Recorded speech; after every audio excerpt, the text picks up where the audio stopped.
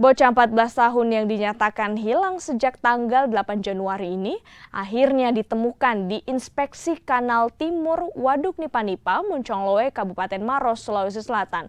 Korban atas nama Fadli ditemukan tewas terikat di dalam sebuah kantong plastik. Penemuan korban setelah polisi melakukan penyelidikan dan menangkap 2 orang pelaku yang keduanya masih anak di bawah umur. Polisi kemudian mengembangkan kasus ini dan menemukan jenazah korban. Salah satu pelaku berusia 14 tahun mengaku hanya membantu pelaku utama membuang jenazah korban. Sementara itu pelaku utama berusia 17 tahun mengaku tergiur untuk menjual organ tubuh manusia yang dilihatnya di internet.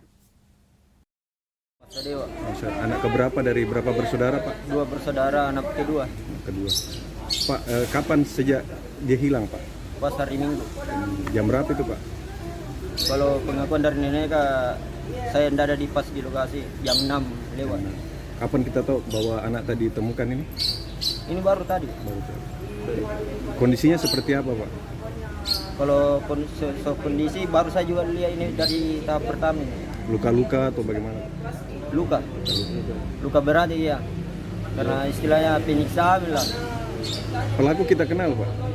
Kalau dibilang kenal, saya kenal, tapi kalau anak sama dia, anaknya tidak baku kenal. Pak, pasca kejadian ini apa tuntutannya Bapak terhadap para pelaku, Pak?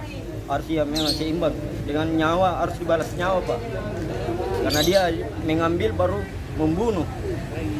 Bukan hewan ini, Pak.